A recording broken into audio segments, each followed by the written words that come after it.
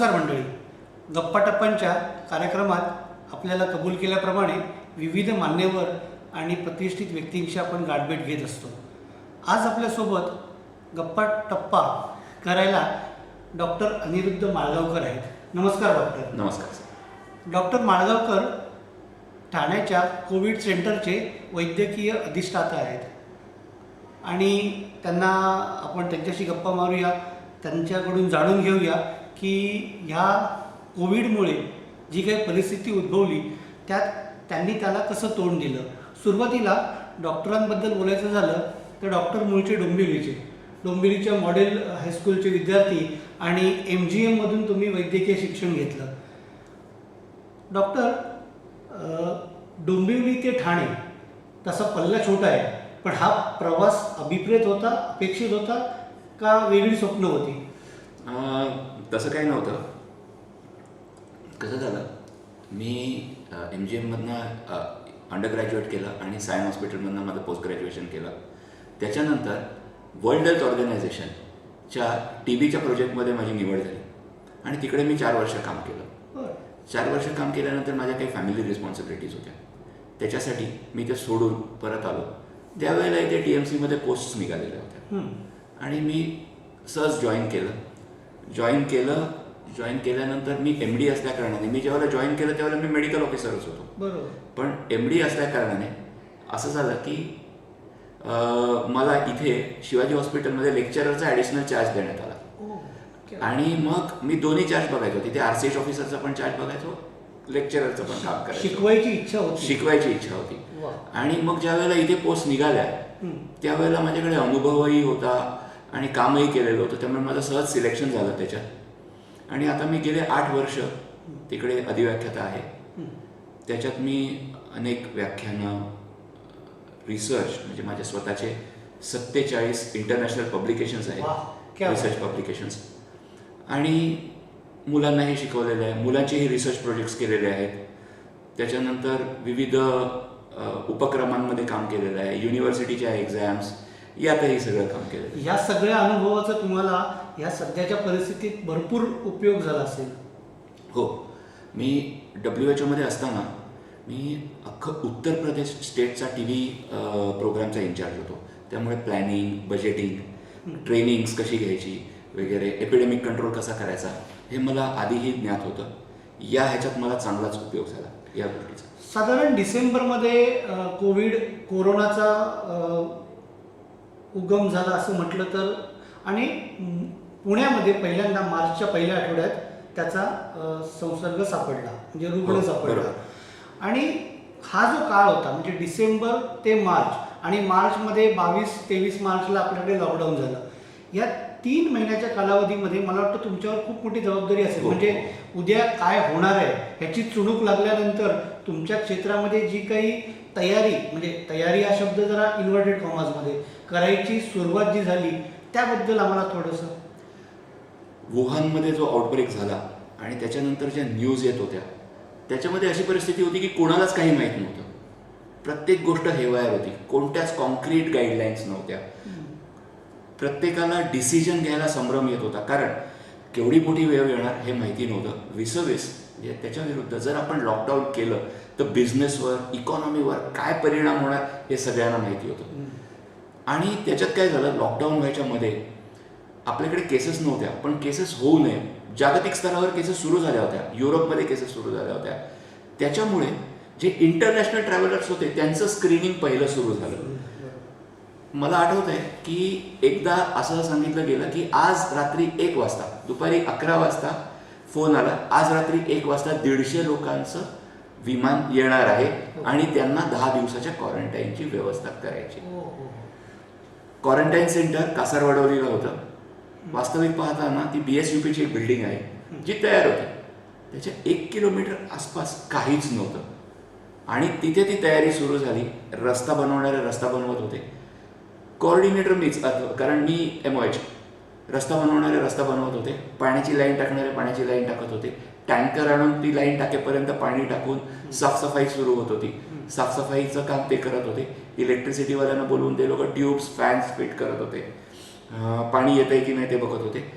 आम्ही लोक medical team doctors, PPE kits, medicines, nurses, ward boys, managerial staff, त्यांच्यासाठी लागणारे टेबल्स, स्टेशनरी आणि कम्प्युटर्स, कारण तिथे 500 लोकांना ठेवायचं होतं. जेवणाची व्यवस्था, अगदी बेड्स, मॅट्रेसेस, पिलो कवर्स, त्यांना लागणाऱ्या बालट्या, टम्बलर्स, टूथपेस्ट, साबण, टॉवेल्स इथपासून व्यवस्था होती.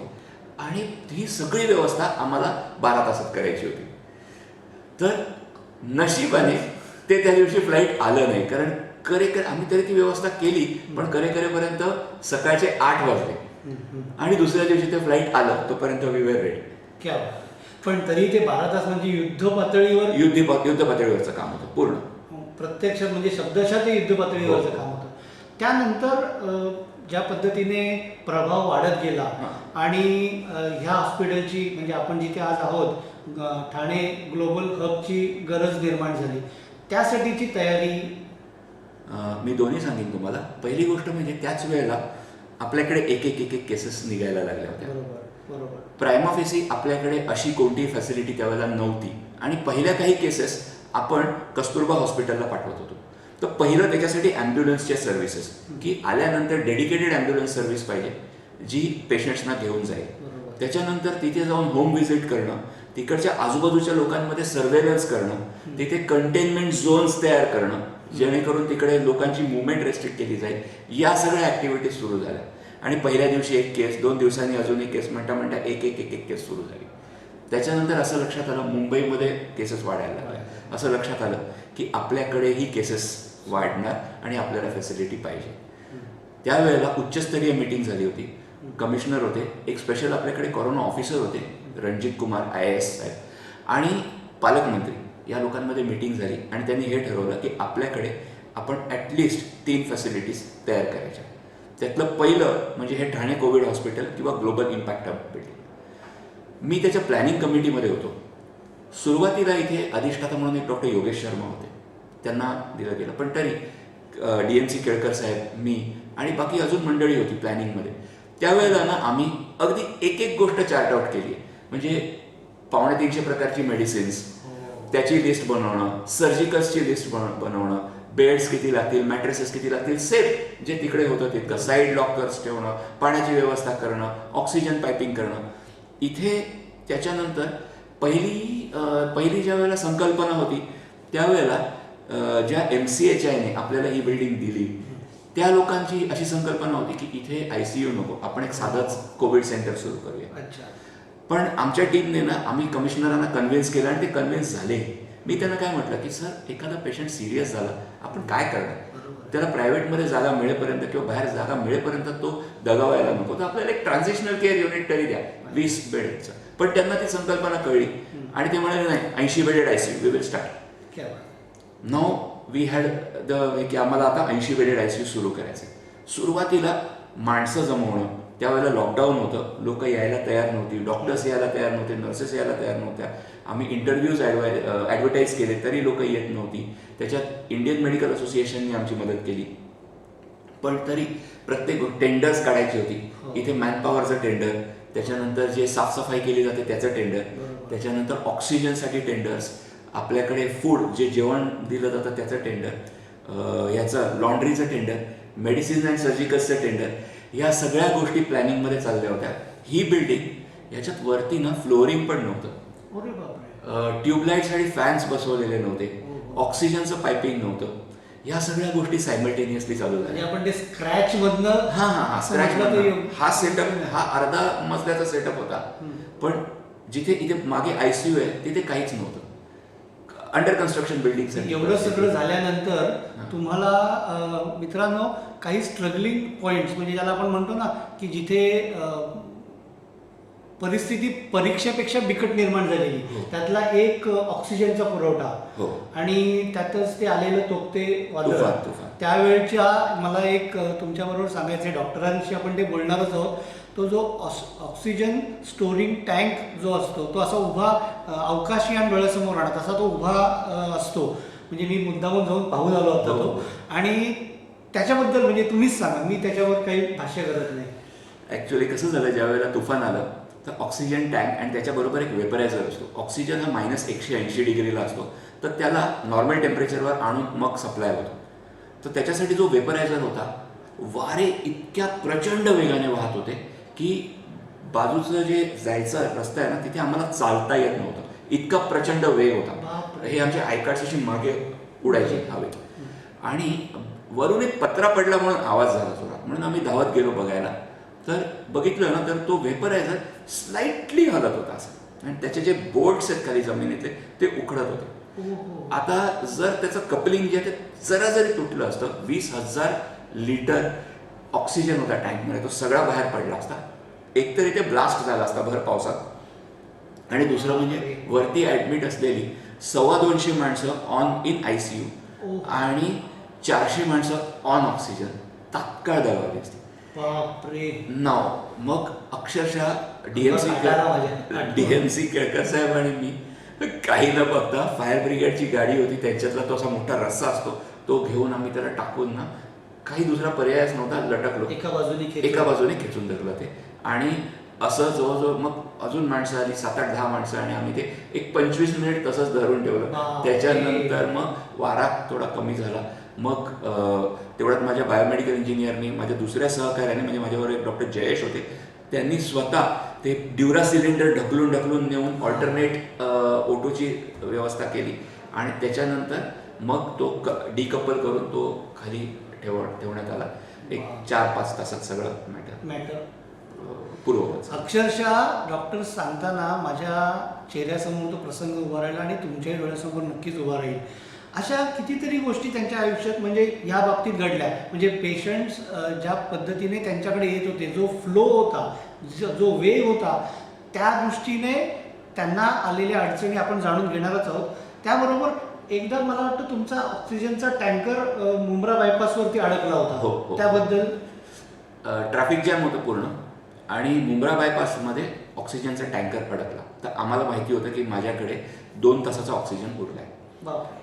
टँकर लावल्यानंतर टँकमध्ये इनफ प्रेशर यायला कमीत कमी 40 मिनिट लागतात. सो माझ्याकडे 1 तासाचा हे आहे. आता जरा जरी कमी झाला ऑक्सिजन तरी, आणि ठाण्यात कोणत्याच हॉस्पिटलमध्ये त्यावेळेला इतकी कॅपॅसिटी नव्हती की माझे 400 पेशंट्स तिकडे घेतले असते. कोणाकडेच नव्हती कॅपॅसिटी. त्याच्यामुळे त्यांच्या मृत्यूच्या व्यतिरिक्त काही त्यांच्यावर दुसरी हे नव्हती. मी एक त्यावेळेला वाखाणण्याजोगं आहे की ॲडिशनल कमिशनर देशमुख सर होते. ते सकाळी 6 वाजल्यापासून त्यांनी रात्रीच, म्हणजे असं नाही की 1 तास आणि 2 तास, कारण पूर्ण राज्यात ऑक्सिजन नव्हता, आणि ते रात्रभर माझ्याबरोबर फोनवर होते की इथून टँकर आणूया, तिथून टँकर आणूया. त्यांनी दुसरीकडनं टँकर वळवून वगैरे आणले होते, पण नशिबाने तो टँकर ट्रॅफिकमध्ये अडकला. मग कमिशनर ऑफ पोलीसना सांगितलं गेलं. कमिशनर ऑफ पोलीसनी DCP यांना सांगितलं, ट्रॅफिकना. तो डिवायडर तोडून तो टँकर अपोजिट साईडने काढला गेला, आणि तो टँकर इथे आला. इथे आणून म्हणजे अक्षरशः आम्ही तोपर्यंत ड्युरा सिलेंडर लावले होते. तो टँकर टाकीमध्ये खाली केला गेला, आणि ऑक्सिजन पुरवठा पूर्ववत केला गेला. नॉट ओन्ली आमच्या लोकांना ऑक्सिजन मिळाला, म्हणजे पण ते आम्ही एवढं फास्ट केल्यामुळे आमच्याकडे भरपूर वेळही होता. ज्या वेळेला ती टाकी भरली त्यावेळेला आमच्या लक्षात आलं 1 तास अजूनही टिकलं असतं, पण ठीक आहे. आणि पण हे झालं होतं की प्रायव्हेट 2 हॉस्पिटल्समध्ये त्यांचा ऑक्सिजन संपला होता, त्याचे 6 पेशंट घेतले. ओके. म्हणजे तुम्ही फक्त याच्यामध्ये तुमच्यासाठी नाही, तर तुम्ही, मला आठवते तेव्हा ऑक्सिजनची प्रचंड कमतरता होती, आणि त्या सगळ्या बातम्या आम्ही पाहत होतो, ऐकत होतो, वाचत होतो, आणि त्यावेळेस अशी परिस्थिती म्हणजे खरंच भयावह आहे. हे सगळं सांगत असताना मला म्हणजे खरंच डॉक्टर साहेबांचं कौतुक आहे की ह्या 14-15 महिन्याच्या कालावधीमध्ये 11,000 पेशंट्सना त्यांनी बरं करून घरी पाठवले, आणि जवळपास 50,000च्याहून अधिक लोकांचं वॅक्सिनेशन केलं आहे. आता एक गोष्ट होती पूर्वी पहिल्या लाटेची की तेव्हा फक्त पेशंट्स येत होते, पण नंतर जेव्हा वॅक्सिन उपलब्ध झालं, लस उपलब्ध झाल्यानंतर त्याची लसीकरण मोहीम ही तुम्हाला सायमल्टेनियसली इथे राबवायची होती. म्हणजे एका बाजूला पेशंट सांभाळायचे, दुसऱ्या बाजूला उद्या पेशंट येऊ नये म्हणून त्याच्यासाठीचा तो एक सुरक्षा कवच त्यांना द्यायचं आहे. हे मॅनेज करताना म्हणजे तो अनुभव काय झालं साहेब, आम्हाला हे माहिती, जसं तुम्ही म्हणाला राईटली सेट, की जर मी हे लसीकरण टाळलं ना तर उद्या तेच पेशंट माझ्या डोक्यावर बसणार. सिम्पल. सो जर आपल्याला आणि काम तर आहेच, पण मृत्यूदर जर टाळायचा असेल तर लसीकरण हे जोरात घेतलंच पाहिजे. बरोबर. आणि मार्च एप्रिलमध्ये वगैरे लस चांगल्या प्रकारे अवेलेबल होती आपल्याकडे. आम्ही लसीकरण घेतलं म्हणजे अक्षरशः लोक 50-50ची बस भरून यायचे इथे. आम्ही कधीच हे नाही केलं. सुरुवातीला माझ्याकडे समजा 500ची लस असेल, जितकी लोक आली आम्ही कधीच नाही म्हटलं नाही. एक पूर्ण आमचं लसीकरणासाठी पूर्ण एक कक्ष आहे वेगळा, ओके. वॉर्डच्या बाजूला वगैरे आम्ही त्याच्यासाठी स्पेशल युनिट तयार केलं. तिकडे म्हणजे दोन्ही Covishield, Covaxin, first dose, second dose दोन्ही सुरू केले. त्याच्यासाठी आम्ही 8 डेटा एंट्री ऑपरेटर आणि 9 वॅक्सिनेटर्स तयार केले. खालती इथे सुद्धा माझ्याकडे 100 माणसांना बसायची जागा आहे, वरती 200 माणसांना बसायची जागा आहे.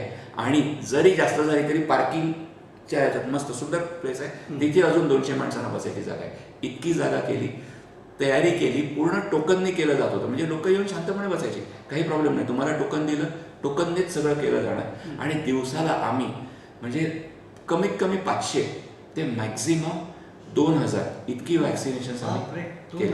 2000 इतकी. पण मग एवढ्या लोकांना मॅनेज करणं, कारण कधी कधी ते सुद्धा थोडेसे असे अगतिक झालेले असतात. कधी एकदा होतंय, त्यांना पाण्याची व्यवस्था, त्यांना वॉशरूम्सची, या सगळ्या गोष्टी सुद्धा आहेत सर. म्हणजे अगदी आम्ही जर आपण जो वॅक्सिनेशन सेंटर आहे तिथे बघितलं ना, तर पूर्ण बिस्लेरीचं पाणी. इथेही मी तुम्हाला ह्याचा हे घेऊन हे सांगू इच्छितो की आपल्याकडे जे जेवण मिळतं, म्हणजे जो कोणी हे जरा ऑफ द कॉन्टेक्स्ट जातोय मी, पण जो कोणी पेशंट इथे ॲडमिटेड असतो ना, त्याला आपण प्रायव्हेटसारखी व्यवस्था देतो इथे.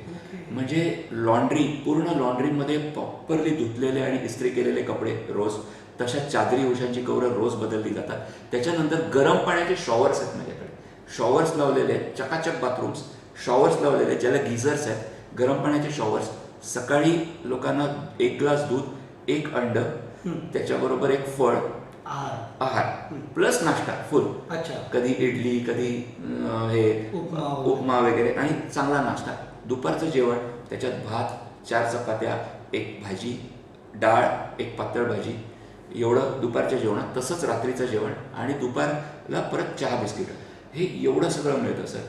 म्हणजे औषधांच्या बरोबर सकस आहार हा त्या पेशंटला मिळाला पाहिजे, ह्याच्याकडे तुम्ही कटाक्षाने पाहिजे. म्हणजे अक्षरशः असं आहे ना की सांगायला सरकारी इस्पितळ आहे, पण त्यातली जी व्यवस्था आहे ती, आणि ह्यासाठी कौतुक डॉक्टर साहेबांचं तर व्हायलाच पाहिजे, त्याबरोबर प्रशासनाचंही व्हायला पाहिजे, आणि ज्या राज्यकर्त्यांनी पण तुम्हाला त्या बाबतीत सांभाळून घेतलं, सहकार्य केलं. म्हणजे त्याच्यामध्ये कुठल्या विशिष्ट पक्षाचं नाव आपल्याला घ्यायचं नाहीये, पण सर्व पक्षीय तुम्हाला पाठिंबा या बाबतीमध्ये होता, की कुठेही तक्रार नाही किंवा तुमच्याशी त्याबद्दल वाद, चर्चा असा काही विषय नाही. प्लस त्याच्यात सुद्धा ना, अगदी पाणी सुद्धा आम्ही बिस्लेरीचे जे 20-20 लिटरचे कॅन असतात तेच पेशंट्सना देतो. पेशंट्सना सुद्धा मिनरल वॉटरच मिळतं, आणि तेच पाणी वॅक्सिनेटर्सना, म्हणजे हे जे वॅक्सिनेशनला येतात ना त्यांना.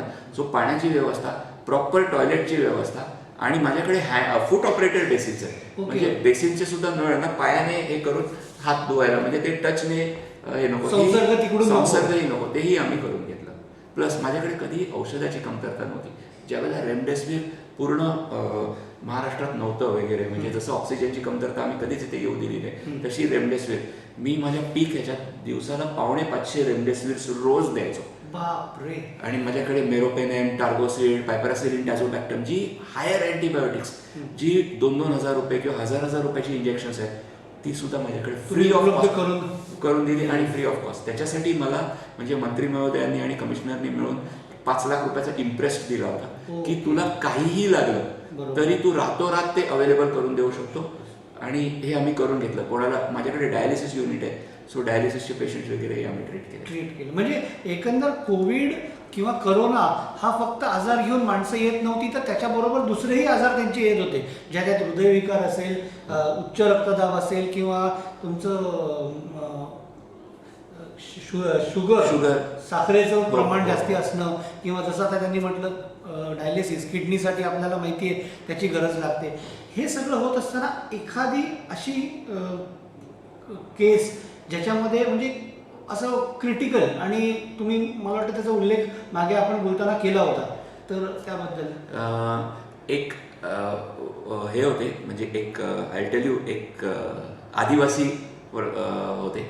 आणि त्यांच्याकडे म्हणजे गरीब माणूस तो, त्याच्या बायकोकडे फक्त एक असा गळ्यात काळा दोरा आणि त्याच्यात एक मणी, सोन्याचा मणी एवढंच होतं.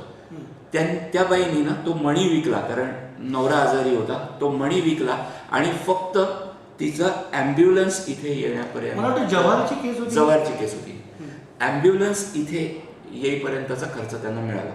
ज्यावेळेला त्यांनी यांना पाठवलं होतं, आम्हाला माहितीही नव्हतं की अशी काही केस येणार आहे. बाहेर आल्यानंतर ॲम्ब्युलन्स ड्रायव्हरने सांगितलं, साहेब मी घेऊन तर आलोय, आता पुढे तो त्याचं नशिबाचा, तुम्ही जर घेतलं तर ठीक, नाही घेतलं तर हा माणूस मरणार. माझ्याकडे त्यावेळेला ICU फुल होता. मग आम्ही त्याला इथे ER मध्ये, इमर्जन्सीमध्ये, तिथेही परिस्थिती अशी असते ना, त्या दिवशी 130 पेशंट ॲडमिट झाले होते. तिथे जर पहिल्या गोल्डन अवरमध्ये जर पेशंटला वरती ICU मध्ये न्यायचा तर ते बेड्स आम्हाला रिकामी लागतात. तरी आणि जर तिथे मी पेशंट ॲडमिट करायला लागलो तर जी ट्रान्सफर असते पेशंटची इंटू द वॉर्ड्स ती स्लो होते. तोही धोका पत्करून आम्ही त्या पेशंट्सना घेतलं, त्या पेशंटला घेतलं. ICUचा बेड खाली झाल्या त्या पेशंटला 6 तासाने शिफ्ट केलं ICUमध्ये. तो माणूस व्हेंटिलेटरवर गेला, व्हेंटिलेटरवरनं बाहेर आला, बायपॅकवरनं साधा ऑक्सिजनवरनं डिस्चार्ज. 22 दिवसांनी आम्ही तो पेशंट डिस्चार्ज केला कम्प्लिटली. म्हणजे तुमचं डॉक्टरांचं जे काम आहे, आपण नेहमी म्हणतो की डॉक्टर हे देवदूत आहेत आणि खऱ्या अर्थाने तुम्ही त्या माणसासाठी किंबहुना इथे आलेल्या प्रत्येकासाठी तुम्ही देवदूतासारखं काम केलेलं आहे. या बाबतीत मी तुमच्या विचाराशी सहमत नाही आहे सर. काय होतंय माहिती आहे का, मला नेहमी हे वाटतं, माझ्या घरूनही कधी कोणी मला या बाबतीत टोकलंही नाही की तू का बाबा रात्र जातो. का माहिती आहे सर, की आपले जवान आहेत, ते बॉर्डरवर जीव देतात स्वतःचा, आपल्याला विचारायचे नाही, आणि ते तिथे मरतायत ना, म्हणून आपण इथे शांतपणे हे सगळ्या सर्व्हिसेस देऊ शकतो. जर ते काही बोलत नाही तर मी का कुरकुर करायची, मला तर पगार मिळतो या गोष्टीचा. नाही, तुमचे आणि हे विचार, कामच आहे माझं सर. हे जर मी नाही केलं, तुमचे विचारांमधून तुमच्यावर झालेले संस्कार आणि शिक्षण याचा हे दिसत आहे. आणि मित्रांनो, खरंच डॉक्टर म्हटल्यानंतर आपल्याला कित्येक वेळा काही तक्रारी करण्याची एक सवय असते. डॉक्टर लगेच मला बोलवत नाही आहेत किंवा मला ही पर्टिक्युलर व्यवस्था मिळाली नाही वगैरे वगैरे.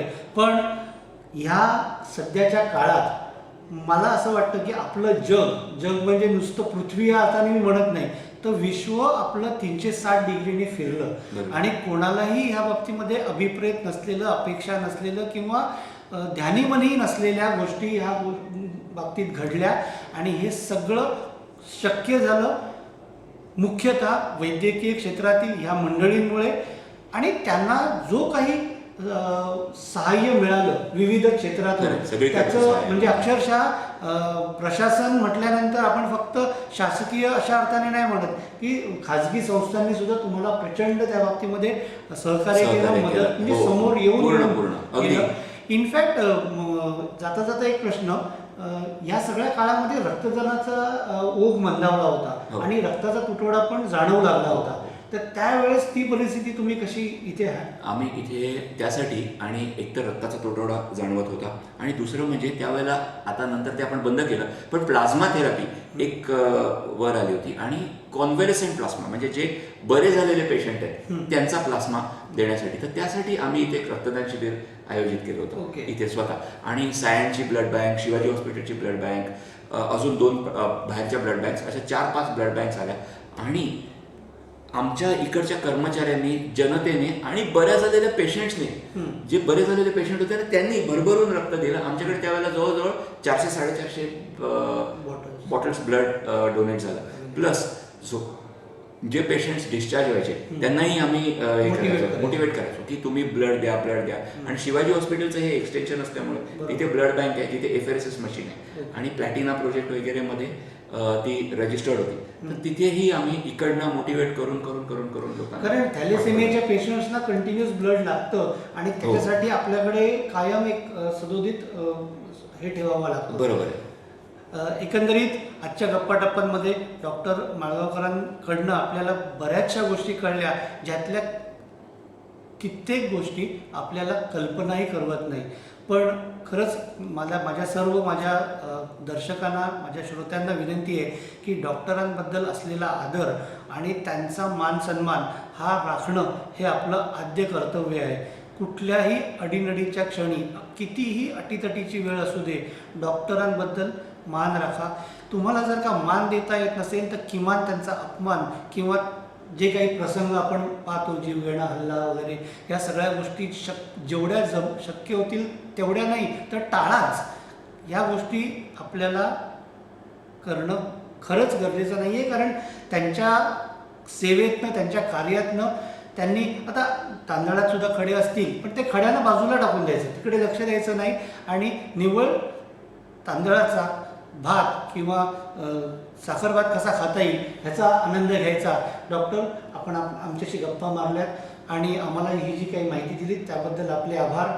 आपले आभार त्याचबरोबर प्रशासनाचे आणि आपल्याला ज्यांनी कोणी सहकार्य केलं त्यांचेसुद्धा ह्या माध्यमातून मला आभार मानायचे. नामनिर्देश करणं शक्य नाही आहे, पण ज्यांनी कोणी खारीचा वाटा, मुंगीचा वाटा म्हणून या सगळ्या वातावरणात महामारीच्या काळात योगदान दिलं आहे त्यांचे आभार.